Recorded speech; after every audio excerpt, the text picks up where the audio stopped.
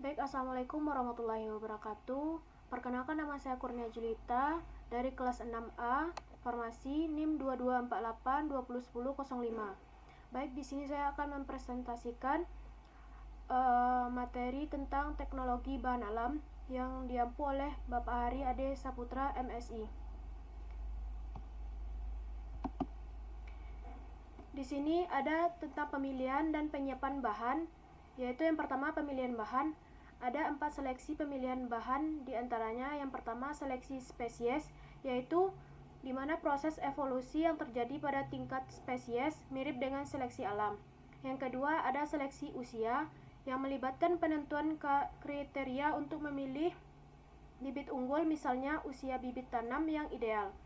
Yang ketiga seleksi bagian tubuh, bertujuan untuk menciptakan efek visual yang diinginkan, seperti memperbesar dan memperkecil bagian tubuh. Yang keempat itu ada seleksi alokasi dan musim. Seleksi alokasi dan musim memiliki langkah penting untuk memastikan pertumbuhan tanaman yang optimal.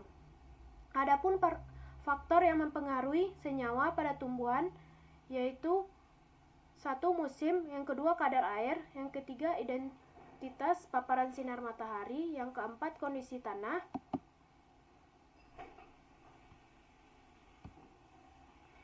Selanjutnya ada penyiapan bahan baku berupa keseluruhan bagian tanaman seperti daun, batang, kulit, bunga, buah, akar, dan umbi. Sumber bahan baku berasal dari biota yang hidup liar dan hasil budidaya penyiapan bahan seperti simplicia atau infus, dekokta, ekstrak, dan lain-lain. Tahapan ini memperoleh simplicia diantaranya pengumpulan, sortasi, pencucian, perajangan, pengeringan, sortasi kering, pemeriksaan mutu, pengepakan, dan penyimpanan. Adapun sortasi basah, yaitu untuk memisahkan cemaran dari bahan simplicia. Adapun pencucian, yaitu simplicia yang mengandung zat yang mudah larut dalam air, yang mengalir, dicuci dalam waktu sesingkat mungkin. Perajangan, untuk memudahkan proses pengeringan, pengepakan, dan penggilingan. Di dalam penyiapan bahan terdapat proses pengeringan diantaranya sinar matahari, kering, angin, oven, microwave, dan freezing. Bahan yang telah dikeringkan disimpan di tempat kedap udara dan kondisi tidak lembab. Selanjutnya pengecilan ukuran. Semakin halus serbuk maka semakin pendek tebal lapisan batas. Akibatnya semakin mudah penetrasi penyari untuk mencapai zat aktif, maka semakin efektif proses penyarian. Berbagai kerugian yang mungkin terjadi jika bahan terlalu halus, yaitu yang pertama penguapan minyak asiri karena bahan sel yang pecah.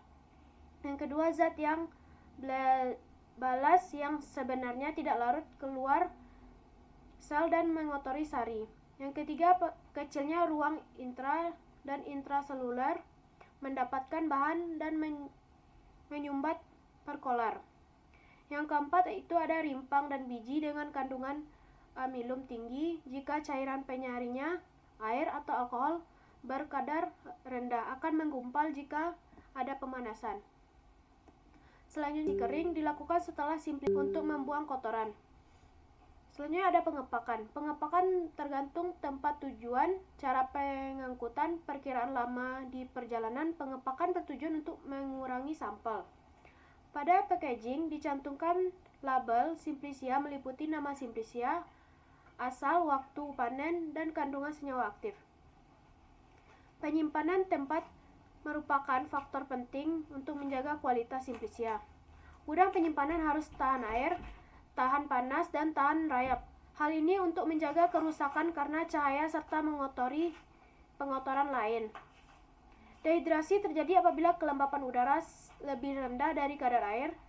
Simplicia berikut dapat menyebabkan kerusakan komposisi kandungan kimia dan mengeluarkan toksin yang berbahaya. Selanjutnya itu ada ekstraksi bahan alam, yaitu yang pertama definisi, di mana ekstraksi pengambilan senyawa metabolit sekunder yang terjadi targetnya untuk dipisahkan dari biomasa karena sifatnya mengganggu baik dalam penyajian maupun efektivitas khasiat dari bahan aktif. Klasifikasi ekstraksi secara umum adalah suatu proses pemisahan zat aktif dari padatan. Ekstraksi dibagi menjadi 3, yaitu yang pertama supercritical fluorescence, yang kedua solid liquid extraction, yang ketiga liquid extraction. Adapun prinsipnya yaitu ada 3 tahapan proses ekstraksi. Yang pertama, pelarut akan merusak dinding sel serta masuk ke dalam sel. Yang kedua, pelarut akan melarutkan senyawa metabolit. Yang ketiga, pelarut bersama senyawa metabolit yang terlarut dikeluarkan dari biomasanya. Adapun di sini metode yang digunakan, yang pertama maserasi, terdiri dari 4 tahap, yaitu perendaman, pengadukan penyaring, pengulangan.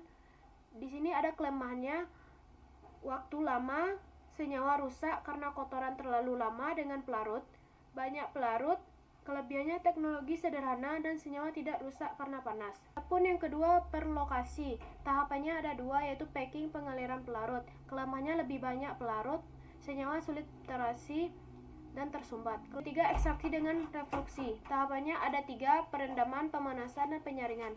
Kelemahannya kerusakan senyawa karena panas dan biasanya lebih mahal.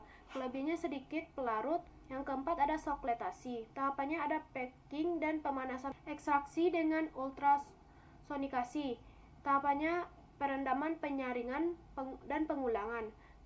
Kelebihannya waktu lebih singkat, pelarut lebih sedikit, dan senyawa tidak rusak karena panas. Yang keenam, ekstraksi dengan microwave, tahapannya sama dengan ekstraksi ultrasonikasi. Kelemahannya ada biaya yang sangat mahal, senyawa mudah rusak, dan kelebihannya waktu lebih singkat. Ada ekstraksi dengan tekanan, tahapannya sama dengan ekstraksi ultrasonikasi. Kelemahannya sangat mahal, kelebihannya waktu lebih singkat, dan pelarut lebih sedikit. Adapun evaporasi, kumpulan sepan penguap vakum hingga diperoleh ekstrak kental. Kemudian hitung rendemen yang diperoleh, yaitu persentase bobot dengan rumus B/B antara rendemen dengan bobot serbuk simplisia yang digunakan dalam pertimbangan. Baik, sekian hasil presentasi saya. Wassalamualaikum warahmatullahi wabarakatuh.